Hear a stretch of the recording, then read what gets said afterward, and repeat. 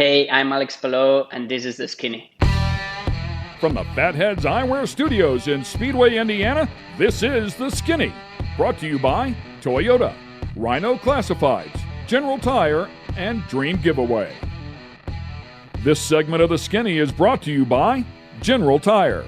It's more than just a slogan. Anywhere is possible with General Tire. General Tire's Grabber X3 mud terrain tire offers aggressive styling and is engineered for durability with innovative performance features that are ready to carry you through extreme mud, dirt, and rock-covered terrain. For extreme traction that's ready for anything and rugged styling to match, look no further than the Grabber X3. Make your anywhere possible by visiting GeneralTire.com today. Welcome, ladies and gentlemen. You are watching The Skinny. We have a very exciting driver on here today to join us. He is the hottest driver on the NTT IndyCar series as it stands right now. Comes in here as a points leader, brand new to the Chip Ganassi Racing team. Behind the wheel of the number 10. Just picked up his second win of the season at Road America. Kicked off his first career win at Alabama a little bit earlier in the season. And we will certainly talk about his Indy 500 efforts because he qualified very strong, decided to go back out, ate a little bit of the wall, came back, qualified a little bit better, and then damn near won this thing. Ladies and gentlemen, welcome to the show, Alex Palou. Thank you so much for having me, guys. Pretty cool stuff, man. Boy, what a season you are having. Hey, before we get going any further, I want to ask you something because I was reading a little bit. From your culture, do they call you Alex Palou at home, or is it Palou Montalvo? So in Spain, we use like two surnames, the surname from the second name from dad and from mom, not like here in the US. So they normally use Palou, but we still have the second surname, which is the surname of my mom there. I don't know why, because we don't really use it, but in all the documents and everything, we have to use it. So it's basically two last names. So do they still call you Alex when you're at home? Is that your first name at home? Yeah, it's just Alex. Yeah, it's just Alex and Palou. That's it. Yeah, I was reading about this. It's kind of cool. Just different cultures, you know, how they interact. So, man, congratulations. What an incredible season you're having here. Yeah, so we've been having a good start so far. It's been amazing to join the number 10 crew and all the Chip Ganassi Racing team. I think we've done some good races, some so-so races as well. But yeah, we were always able to get up and perform the next day. And as you said, at the Indy 500, we had some bad moments, but we were able to get back on and still have good results. So super happy so far. It's good that we're leading the championship. It's always good that everybody's chasing us, but we need to be leading the championship at the end of the championship. So yeah, we have to keep it going until the end, and hopefully we can be one of those champions. Yeah, baby steps for sure. My partner here, Rico, he always has the same question that he loves to ask these drivers like yourself that have made it to the highest levels and their humble beginnings. So, Rico, you're the master at this deal, and we'd love to know more about Alex. So, Alex, how did you get started? Where did it all begin? So I started when I was 5. I'm not coming from a family that had any racing background or any sport background. And I started just because there's a really small go-karting place in between my house and my school. So I used to pass there 2 times a day, every day. And I used to see all these people like doing laps for fun. So I guess that one day I decided that I wanted to try, and I was so small that I couldn't reach the pedals. So my family, all my family, my uncles, my grandfathers, they decided to buy me a small, really old go-kart for my 5th birthday. And we started there. We didn't know anything about sport, about racing, about driving, about anything. And we started just me, my dad, and my family. And yeah, now we're here. I love it. I was just talking with our last guest about Marcus Ericsson and his beginnings, and it was interesting. Much of the same. There's a lot of families that say, "Well, he wants to race. Let's buy a go-kart and see how it goes." And Marcus was talking about, them traveling around, Europe in the back of his dad's paint van. And I mean, I love that story. And I'm sure that you have one much of the same or similar. I mean, it's a family taking a leap of faith and trying to do something that they thought you would love. So where all did you guys travel? How far out did you go? And how did all that work out? Yeah, so it was tough at the beginning. Obviously, my parents, they were super young. My mom was 19 when they had me, so they didn't really had any experience at all. But we started around Barcelona and around those areas. Then we moved a bit further in Spain with our own band and our own things, and then we started traveling step by step to Italy. Which Italy, let's say, it's the international base of go-karting, like all the big races happens there. So we started traveling there, and then we found some good teams there, and yeah, I think it was all step by step, and we didn't plan anything. We didn't know what was the next step, but we always had somebody that was either helping us or just following us or giving us some opportunities. So I don't know how far we went. I think yeah, maybe Italy, which is not too far if you think about US, because in US, if you want to move from state to state, it's already more than from Spain to Italy. But for us there in Europe, it's a long travel from Spain to Italy. So how old were you when somebody said, "Hey, this kid's got some real talent. He can really drive a car." Were you still in karts? Yeah, so I'm not coming from a really healthy family, wealthy family. But I remember that when I was 6 or maybe almost 7, the go-karting that I was running and that I started running, they had a team. So they gave me an opportunity to do one of those big races. And then once we were there, another bigger team gave us the opportunity to go to Spain and step by step like that. And then I think I was 14 when Adrian Campos, that was an F1 driver before, they had an F3 team back in Spain, and they allowed me to do a test for them for my first time, and they liked it. So we did 3 seasons together, and that's how I went from go-karting to like single seaters. So how old were you then when you transferred out of go-karting to F3? I would say I was 15. Yeah, I think I was 15 or 16. Yeah, I'm not 100% sure now, but yeah, 15 or 16. That's awesome. So clearly, you were a quick learner. You started putting things together, and then only a couple of years later, and you were in the Euro Formula Open Championship, 2014. So really, just 7 years ago, you were really getting up on the wheel and kind of chasing points, if you will, at a national level. Correct? Yeah, so that's when I first did my first test was with an F3 for Adrian, and that Euro Formula 3 was my first year in single seaters, and yeah, 7 years ago. So it's crazy how fast was it, right? Like it seems yesterday, and yeah, it's only 7 years ago, but it I learned a lot, and yeah, we are able to still learn a lot. Like it's amazing now to be sharing teams with like guys like Scott Dixon, that I can learn so much from him, but we still have a long way to learn. He seems like he kind of knows what's going on, that Dixon kid. Yeah, yeah. If Scott sticks with it, I think he's going to got be a something. future. Yeah, he's got going to a be future something. in this. So, yeah, I agree. Scott's a friend and has been on the show as well. And him and Robbie Fast, and we're trying to get us, of course, Felix and Marcus, trying to get us to get going on them with the Swedish jokes, and so it was.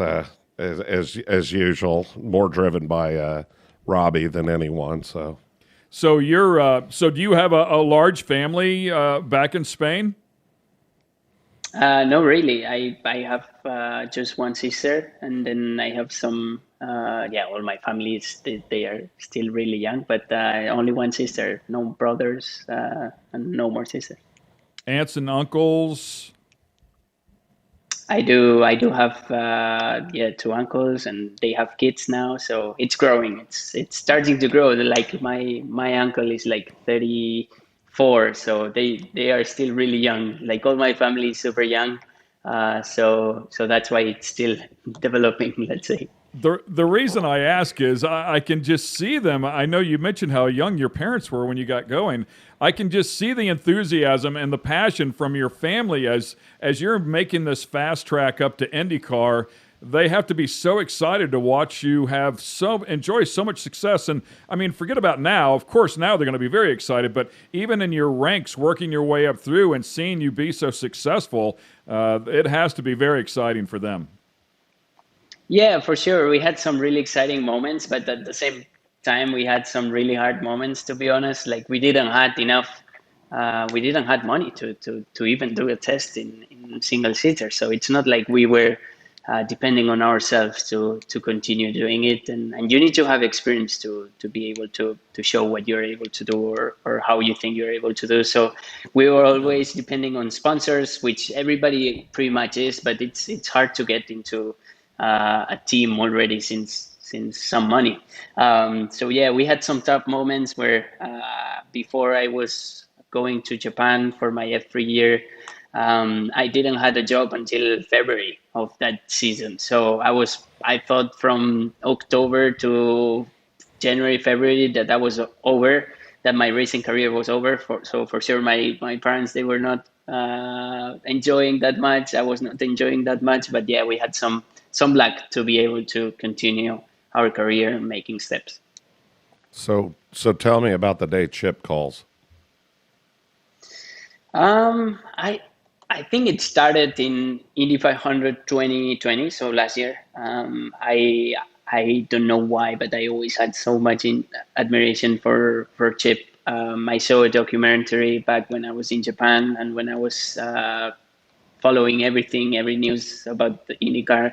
And I don't know, the way he drives the team, the way he motivates the team, and the way he pushes everything, and the way that he is, like as he says, he only has racing and that's his life. And he has his NASCAR team, he has his IndyCar team, he has now his IMSA team, he has the Extreme team, and he just goes from race to race, and that's it. That's what he does, and he loves it.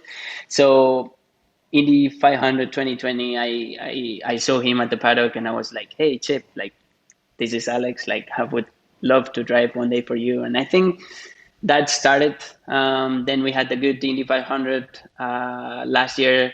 We had some couple good races, and he called us. Everything was done maybe just before the last race of the season last year. So it came quite late also, but the day that they call, obviously, it's amazing. Like, you never think that they are going to give you the opportunity to drive the champion car, and to be able to share teams with Scott and Marcus. It's just unbelievable. Yeah, that's quite the fairy tale, if you will. But so, did your folks? Do they get to come over and catch much of it, or come over and watch you run, or how's that work?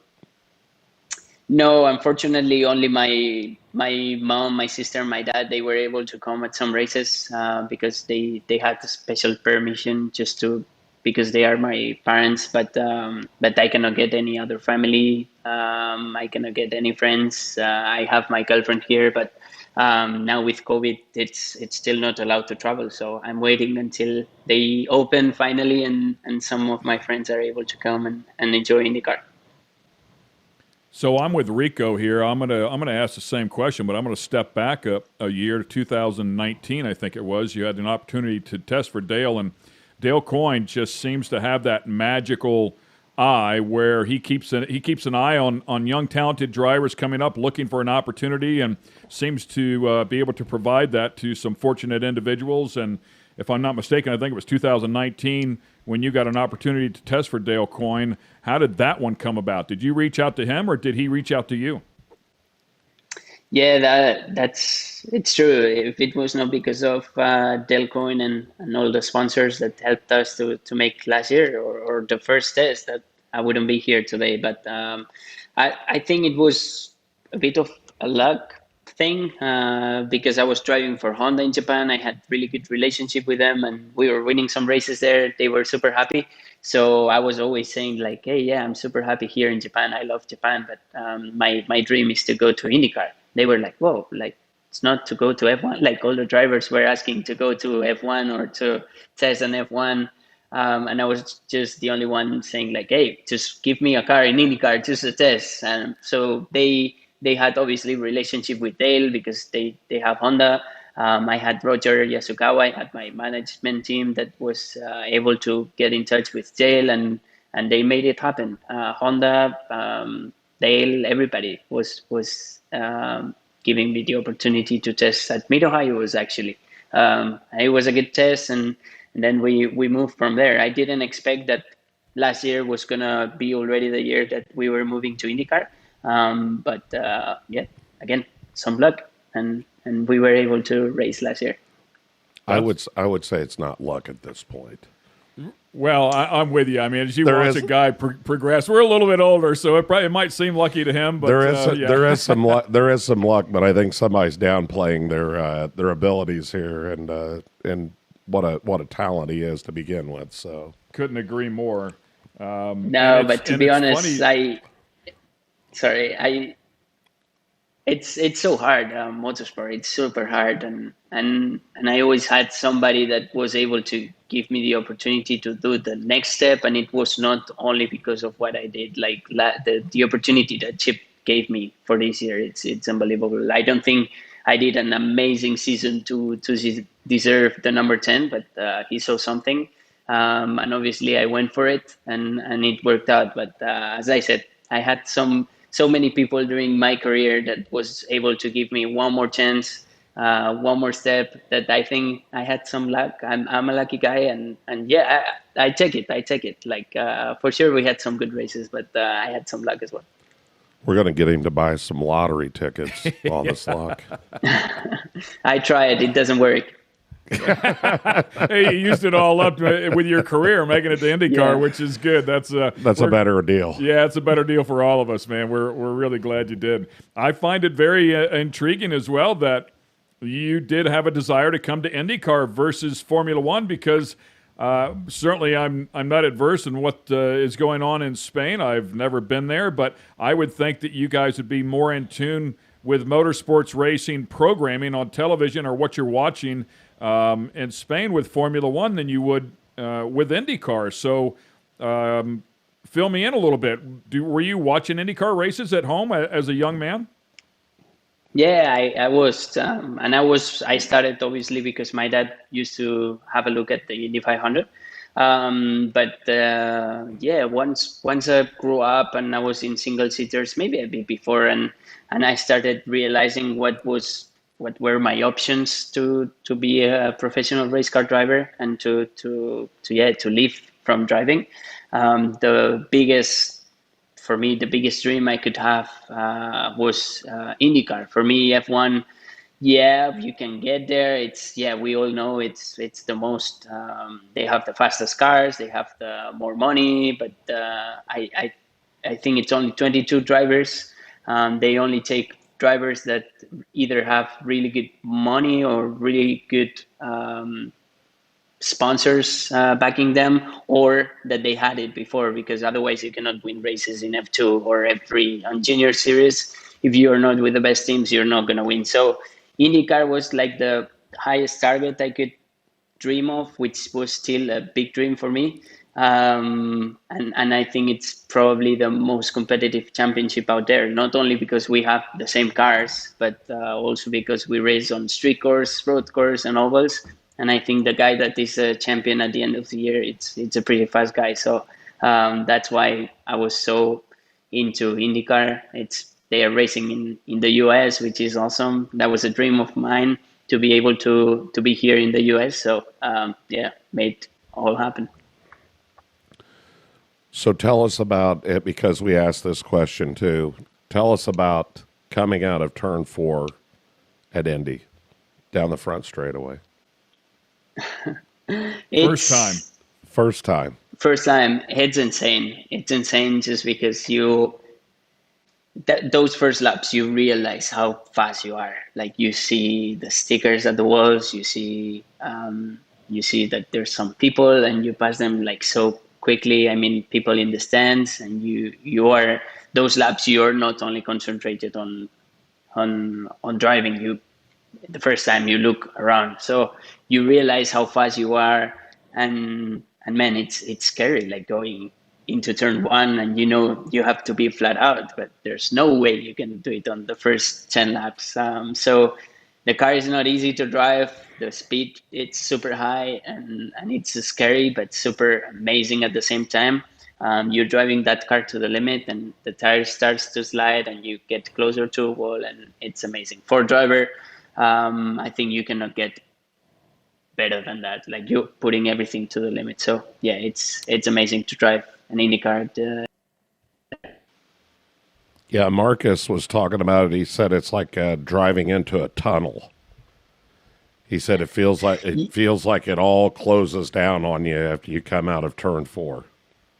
Yeah, that's true. But I think that's more like when you are already like after the one day. At the beginning, you look around at everything, just because you're not used to, and everything goes so fast. So then you get up to speed, you get comfortable, and yeah, it's true that we only see the track and that's it, and we focus so much, and that helps us not realize how fast we're going, and to concentrate on details. But yeah, it's pretty amazing. It's a totally different driving style and sensations that what we have in other tracks. Awesome stuff. Yeah, I definitely want to reel in on this 500 deal for you. Before we go there, though, you certainly honed your craft over there in Europe. I mean, you grabbed a win at the Nürburgring, Circuit of Barcelona. You saw some highs, saw some lows there. You bookend the season in 2014 with a couple of wins. But I know you mentioned before that if you weren't with the best teams and the best cars over there in F3, F2, that you weren't going to win. And I believe I read where you were struggling. I want to say maybe you were still in F3, but you were struggling. You felt like your straight line speed just was not there. And I want to say a few races into the season, you guys made an engine change, and boom, all of a sudden, right to the front of the pack you went. Yeah, that was in F3, and yeah, I remember that. We used to have like different engine manufacturers as well, and also in Japan. But I don't know. I feel like you can win some races in small teams, but you cannot win championships, in my opinion. And if you do, you are either really, really good, or that team is not that small. At least in Europe, to be honest, there's a big difference on budgets, and that's why I think it's super tough. Which I'm not saying I'm not an F3 champion because of that. But yeah, we had some changes that went really well. Then we went to GP3 that went really bad. But then I started my career in Japan, and that was really good. And since then, I think we're having really good seasons. By the way, I agree with Rico. And there is always luck involved. We all know that, and you've got to be on the lucky side of this thing to go forward. It does play a role, but a lot of times we believe you breed your own luck. And like you said, you were over in Japan. You had some good success. You were doing a good job.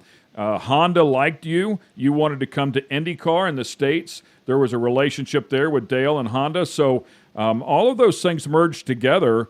But I still think you had to earn your way. You know, you had to earn your right. And had you not been over there committed to that series and turning in some good results, I don't think that opportunity opens for you. I think it goes to somebody else. So I think you've earned a lot of your luck, if you want to call it that. I mean, it's an awesome. I mean, the short span of time that we just talked about, in 7 years to go from Euro Formula to come to IndyCar is nothing short of exceptional.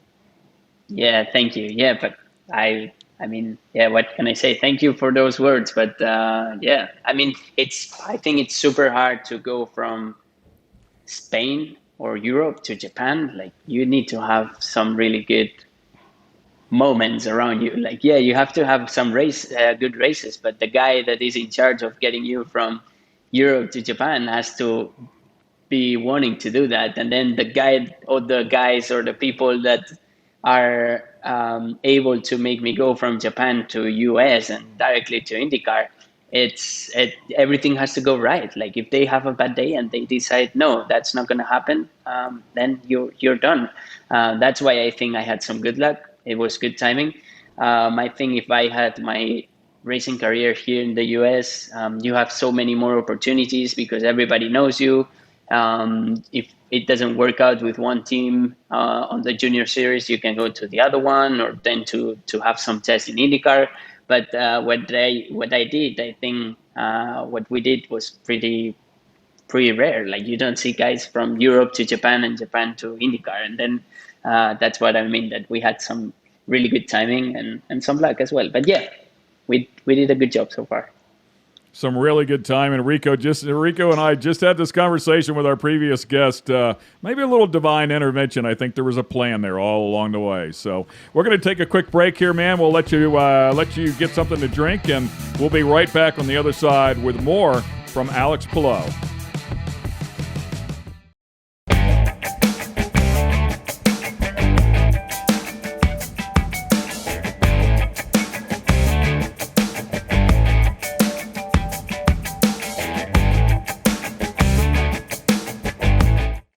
This segment of The Skinny is brought to you by Dream Giveaway.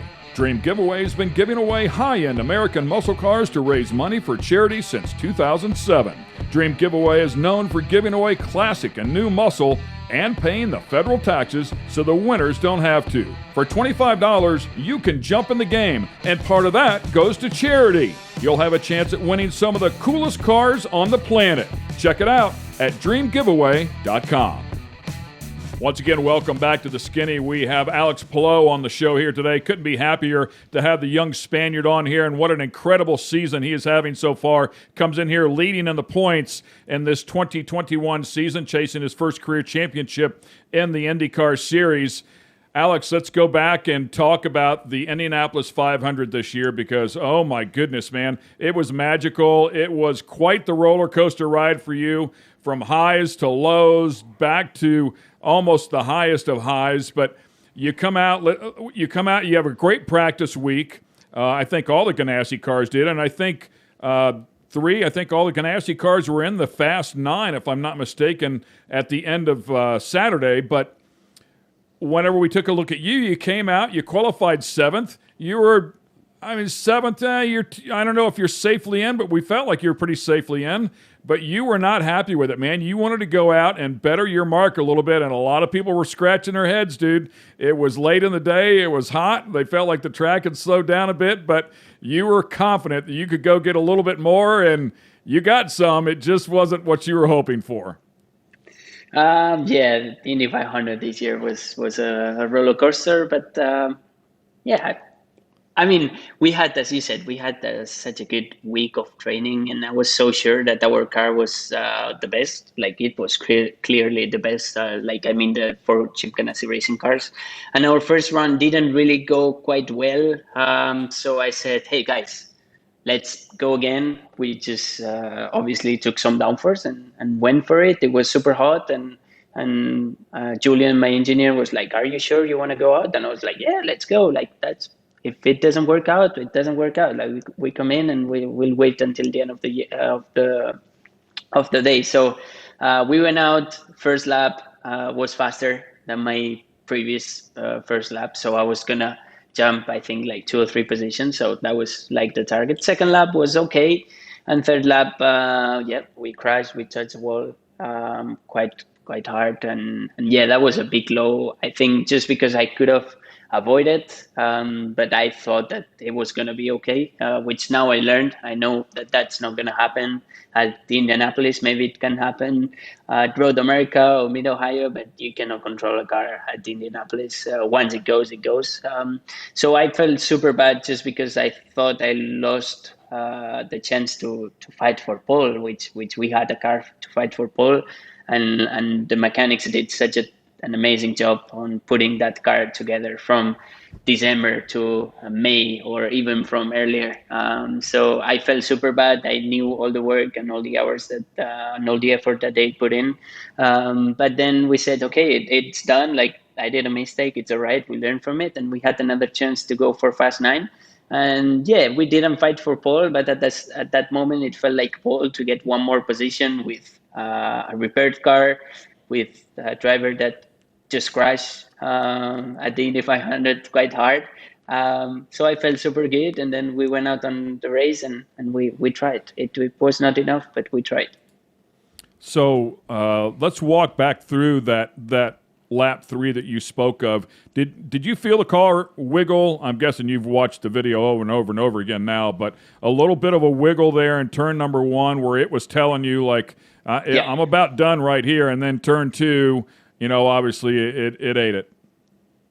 Yeah, it was not a small wiggle, it was a big wiggle. But I said maybe the tires can take it, and I can adjust my tools after turn 2. And I normally turn 2 it's a bit easier than turn 1. So I said I made it to turn 1, so let's do turn 2. And after turn 2, I reset all my tools, and maybe I come in, like, let's see. But yeah, that moment never came. But yeah, I mean, it's something that I never had, that sensation of losing the rear at Indianapolis, and yeah, I guess I know now what I don't have to feel like. Normally, Dario would used to tell me, like, if your ass tells you that the car is not gonna stick, it's not gonna stick, okay? And I was like, yeah, don't worry. But then my ass told me that it was not gonna stick, and I didn't listen. So I know now, if my ass tells me, Alex, that's not gonna work out, I'm gonna say, okay, let's. Yeah, I trust you on this. Yeah. I'll listen second time around. Smart young man. So you come back in, and we've had Hinchcliffe on this show. Clearly had a nasty crash there and was able to come back the following year and put it on pole. I look at somebody like you that goes through that incident on Saturday. As you talked about the mechanics on your team, I mean, just unbelievable how talented they are. They thrash all night. You go back out in that Sunday morning practice. You get a feel for the car, shake it all down. Everything's pretty good. And then obviously Fast 9 later on Sunday, and you go out there and, like you said, you picked up a spot. But I marvel at the enormous amount of courage that it takes to get back into a car when the last time you were in it, you just ate the wall, stand on that thing flat-footed. I mean, you guys, your terminal speed, I believe, was 240 miles an hour down the straightaway going into turn number 1, like you were saying, and to get back in and just absolutely go for it, I just don't understand how you can do it. Yeah, I mean, the first thing is that the team did a tremendous job overnight to be able to fix a car that was prepared for so long, and just fix it in less than 24 hours, and being able to make it fast. Like, normally a repaired car shouldn't be that fast, to be honest. And then for myself, if the mechanics were able to do it, why I shouldn't be able to just trust on what they did and what the engineers did? Like, the car was gonna stick. It didn't stick the day before because it was super hot. We were running super trim, and it didn't have to stick at that moment. So we just had to have confidence. I gotta say that, yeah, I had no confidence. Like, my entire body was like super tight. I was like, oh my God, please stick. And it was like 4 laps. Those 4 laps, they took for so long. So I was scared. Like, those 4 laps probably were my worst laps of my entire life, because I knew I had to be flat, but you don't want to crash again. And everybody's in the limit. If you wanna finish P9 on Fast 9, yeah, you can just be relaxed. But I didn't want that. I thought that the team deserved better. I thought that I had to show something for Chip, and we tried. I was not still happy because we did P6 when our car was easy in the top 3. But it is what it is. Once we did that mistake, the only thing we could do was to get up and to work for it. So we took 1 spot, which felt good, and yeah, I had some days to get up to speed, to get some confidence, and go to a race. So one last question on this incident here. Correct me if I'm wrong, but if you guys were not able to fix that same tub that you wrecked, if you had to go to a backup car, you would have fallen out of the Fast 9. Is that correct? I don't know. I don't think so. I Maybe. think it I goes don't by the know. To be number, honest, I don't know. just by the car number. I think is what it goes by, not the actual. I remember I was talking about it a car. little bit when it was happening, and I didn't know if you because you crashed, if you could get if you could lose your spot there or not. But yeah, there was a lot of stuff going on, man, and it was a huge moment, and you rose to the occasion. The team certainly rose to the occasion, but you were the final piece of the puzzle. And hats off to you, man. That was not an easy task to go out there and do what you did. Yeah, and the Road America, I was up there for that event, and man, what a wild course! I mean, it is fast. I mean, it is way fast, and so Newgarden was having issues with his gearbox. Did you have anything for him otherwise? it's always tough to say, right? Like now, I think we were getting faster and faster throughout the race. Every stop we were making, it was really good pit stops, but we were making changes to the car. I was adjusting my tools with the car to make it faster, and we were getting super close. Like the last two runs, we were just there following, like less than half a second Newgarden. So my idea was like we had like 4 laps or 3 laps left. My idea was to make him burn some push to pass on the first lap and then try on the last lap something. Like you never know what's going to happen. But at least we were there. We took the opportunity we had, and it worked out for us. Good points. A win is always a win. And anyway, we were up there. So felt great. Yeah, nobody will ever look at it how you won, but they'll know that you did win. So that's Yeah. that's the cool part of it. And I absolutely love that course. I mean, just a beautiful place altogether. And watching you guys, what's it called down at the bottom, the back side of that, where it's so fast and The carousel through Canada Corner. Yeah, Canada The carousel. Yeah. I mean, I was absolutely, the first time I ever went there, I was just amazed with the place, and I understand the place in Alabama is pretty on point as well. So neat places to win for sure. Yeah, they are really good places. I think, well, I always said Road America is my favorite track here in the US. I think it's awesome. It's super big. There's some really good overtaking spots. You have some tire deck, which you want for racing, some curbs you can attack, and some really high speed corners. So it's super nice to drive. Then Barber, it's super fast. Like it's insane the amount of Gs we take there, and it's super tough. But I don't say it's my favorite, probably because we don't have so many overtaking points. So for racing, it's harder. But I love Barber obviously as well. And once you have a good result there, everything feels much better. Everything feels awesome. Even if there's some bad guys around the track, you feel like you're in love with everybody. So yeah, I love those tracks. But Road America stays as my favorite. My second favorite is Mid Ohio, and hopefully we can make it even more favorite. I've got a question for you. So going into Road America, your confidence level had to be sky high because you're climbing into the 10 car that Felix had won in previously in 2020. So same team. You've got Julian and all that brain power back there, and you know you're going to get into the car that won the previous year. That had to be pretty exciting, man, and build your confidence. Yeah, for sure. It always helps. I mean, but the thing is that I have this confidence going to every weekend, like being able to. It's amazing the job that all the mechanics, all the engineers, and everybody from Chip Ganassi Racing. It's amazing the job that they can do. That they just give me a car that is able to fight for wins every weekend. So yeah, it gives more confidence if you know that both Scott and Felix won in 2020. But that's pretty much the feeling we get every weekend. So it's more up to me to be able to get up to speed quickly enough to have enough confidence. But normally we've been having really good cars, especially on the races. So I cannot complain about that. But yeah, now for example, going to Mid Ohio, they didn't have such a great races there last year. But I'm still really confident, not because of Road America, but just because I know that the car is going to be good. we're just gonna be we're gonna have enough time with 2 free practices to get it more to my style or my what I like to be able to push, and we'll go from there. We're going to take a quick break here and pause for just a moment. When we come back, we'll get some final questions here with the young Spaniard that always has a smile on his face.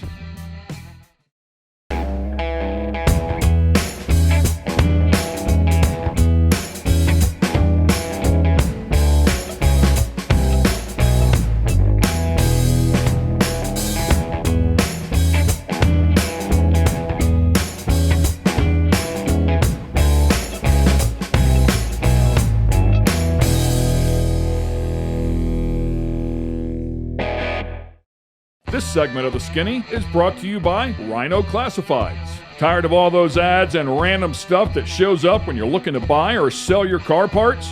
Rhino Classifieds was created just for you. Welcome to a streamlined buying and selling app created by racers for racers and race fans. Modified cars, classic cars, race cars, that special big block you need, the trailer to move your baby around the country in. We got you at rhino.co.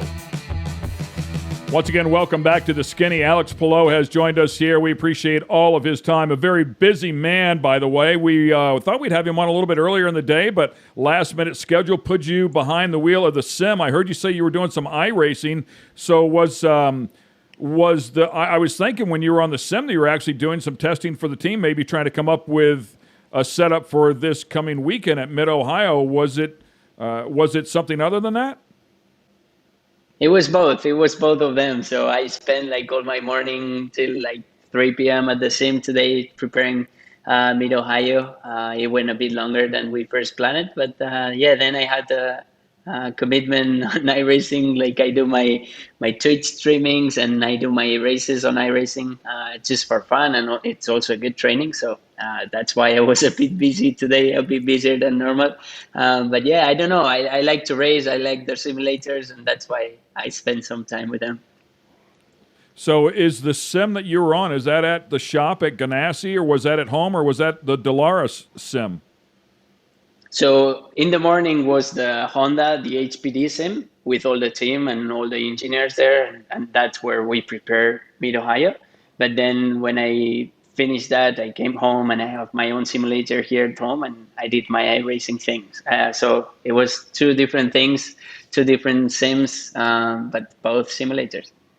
Love it. Yeah, that's amazing stuff. Is the sim for Honda out in Brownsburg at their place Yes. at HTP? Yeah. Yes. No, I didn't realize. Yeah, it was right. there, yeah. They're right next to Capco, the drag race team, which are a bunch of maniacs that make so much noise. The people from Honda tell John Force that they need to throw him out all the time. so they're probably over there trying to study and get things lined out, and you've got the Capco boys getting a little wild over there. So. Well, they're very successful at what they do. That's for sure. Hey, man, let's reel in on the 500. So I don't know if you're aware of this or not, but I spot for Dixon and turn 3, and I know exactly what happened to us, and I know why it happened. But you were not that far behind us. So Stefan spins out, and we go around one time. Obviously, the pits are closed. We come back around, and they tell Scott, you've got enough fuel to make one more lap because the pits were still closed. And of course, we didn't want to go in and take a splash and lose whatever you lose, 15 spots or so. Track positions being so important now, especially this year, right? So we try to go around one more time, and unfortunately, we miss it by 1,000 foot or something like that. And the thing runs out, and then it doesn't want to start. But you were only a handful of positions back behind us, so were you able to stay out long enough to wait for the pits to open up? Yeah, I did. That's how we made it. And it was us and Elliot that did it. So we were out and we were able to save some fuel at the beginning. I was saving fuel the first laps. And then we actually had for one more lap after the pits opened. So we were plenty good of fuel. Wow. I think just because we were running on those I was running P7 or P8. So having that tow at the end of the straight gave me those extra, maybe 1 gallon. I don't know how much was it, but it was enough fuel to do those laps that I did, and I had one more extra to do. So I was thinking the same thing. I mean, clearly we led the first lap, but then we fell back to second, I want to say, to start saving fuel as well. But still just running that first lap hard on the throttle, and then even being at P2, I guess. I don't think we were P3. I think we were P2, and maintaining that speed there was the difference in fuel of, like you say, even one lap off pace. And boy, did it was just a huge game changer for us, clearly. And so glad that you didn't get caught up in that deal. It was just bad for everybody. Yeah, it was quite bad timing. Like, come on, what are the odds that the first yellow? It's like by the end of the first stint, and it's inside the pit lane. It's like, oh, come on. Like, it was tough for lots of people, but it was bad because we got three cars there, and I was close to getting also that issue. So yeah, just racing. I was lucky that moment, but yeah, we were able to fight afterwards as well. So clearly we struggled there getting the car refired. So we were not near you, but I do remember watching out of the corner of my eye. I would keep an eye on you because you were up in the front. You know, if we can't win it, then we want a team car to win it. And I'm watching you battle with Elio, and I'm like, oh my God, man. This kid's got a legit shot at winning this race. Your composure was second to none, man. I mean, you did not get rattled. You stayed right there. He'd pass you. You'd pass him back. You know, when it was right, I didn't think you were pressing the issue anywhere along the way. I didn't see you taking any unnecessary chances. You were really just letting the race come to you. Yeah, I don't know. We had a good car. It was a long race, so I took it easy, and suddenly we did really good pit stops. Suddenly I saw that we were P3, and I was like, okay, let's. We still had two pit stops to go, so I said, okay, let's try and see how's our car leading. Like, I wanted to see if we were super bad on fuel or if we needed some tweaks. So I said, let's see. Maybe we got a shot at the end. So I was taking it easy. I took the lead, and I was like, oh yeah, I like it. Like, it was quite good. Like, we had a good car. We kept on doing some changes. And then I saw our fuel number, and I said, okay, let's do some running after following Pato and following Helio, and we had some playing there. We did really good two pit stops at the end that gave me the lead like instantly. And I was like, okay, after the last pit stop, I was like, yeah, okay, we got a shot. So I knew I had a faster car than Helio, so that's why I was able to overtake him always in turn three. He would overtake me always in turn one, so right away I would overtake him in turn three. But then I think he either planned it or he had really good timing. But with the tow that he got from traffic, I couldn't get him back, and that was it. Race over. So just curious, I was on Dixon the year before in 2020 when we finished second, and very well aware of the fuel game that has to be played almost right to the very end. I mean, for us, I think we had maybe 7 or 8 laps to go when they turned him loose. Were you guys playing that same game? Did you still have to check up really late into the race, or did they turn you loose fairly early? No, to be honest, we were quite good on fuel just because we had that issue with our engine. So we were running an old engine. We didn't have that much Q power lap. So I was running not Q power until the end. So we were super good on fuel because we were not max on power. So that's why at the end, I think once we did our last pit stop, we were right on Q power for all the laps, and we could just go flat out without having to worry too much. So we planned it, or not we, but the team planned it super good. So at the end, we were able to go flat out and try and get that lead and being able to be up there. So, speaking of Elio, have you watched any of the SRX races? No, not yet. So just because they did one when we were Road America was the first one, I think, or yeah, or Detroit, and I was Yeah, busy, Detroit. but I didn't watch any. Yeah, at You Detroit, need to watch. and You yeah, need I to didn't watch watch. You need to watch the last one where Paul Tracy tries to use him up, and how Castroneves keeps it together at Eldora, which is a fast half-mile high-bank dirt track, is pretty amazing. I mean, I got to tell you, it was watching those guys, Castroneves, PT.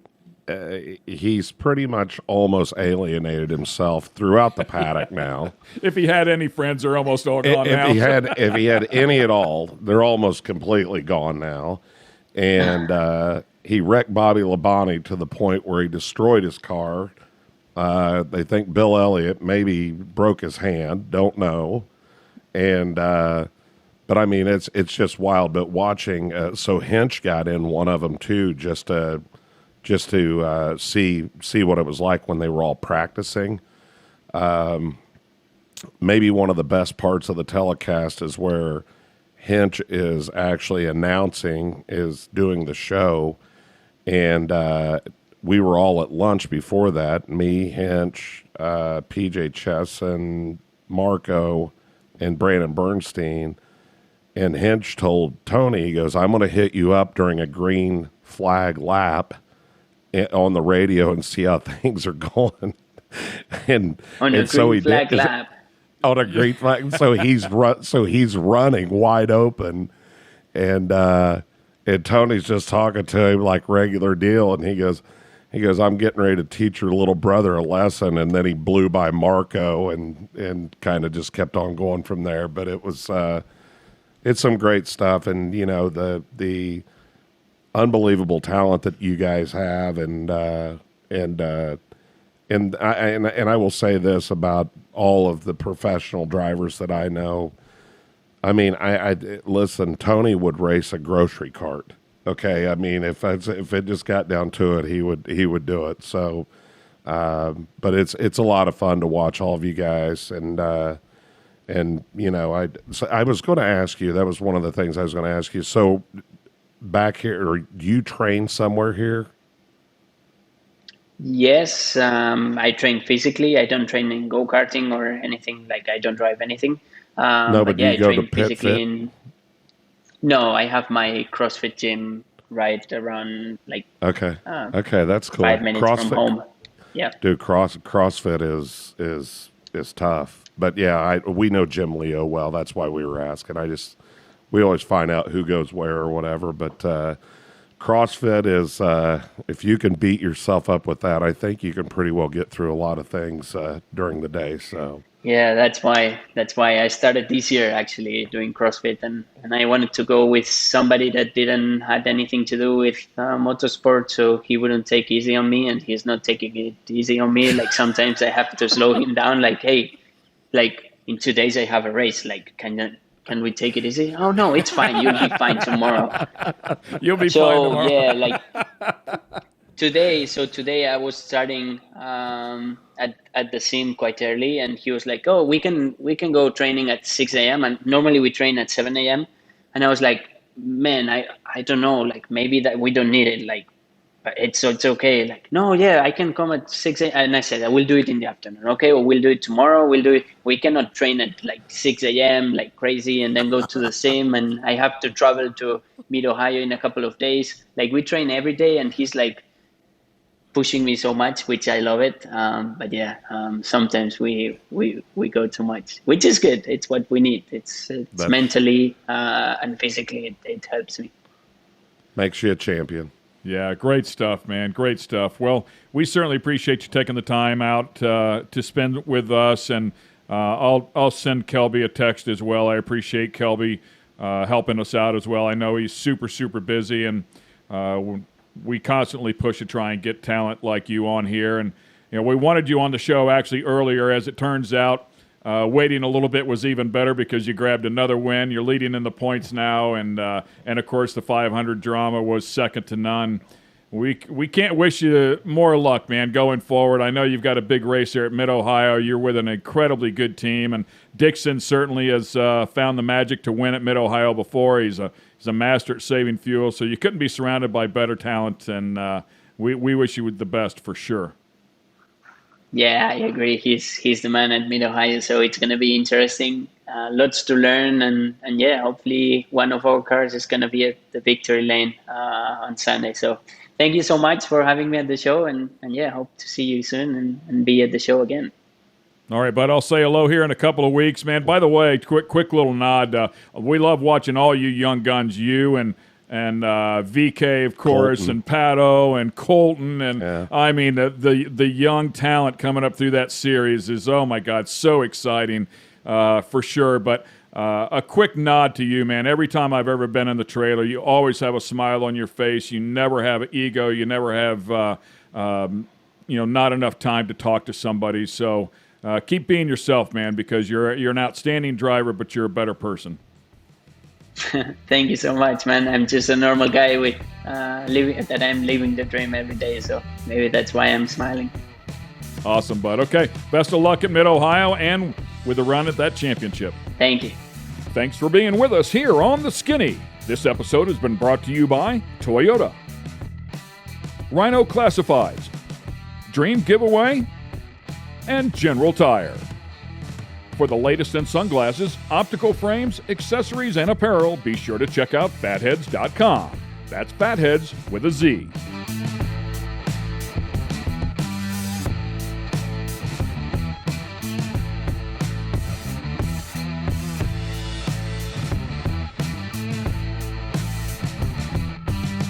Production facilities provided by Fatheads Eyewear Studios.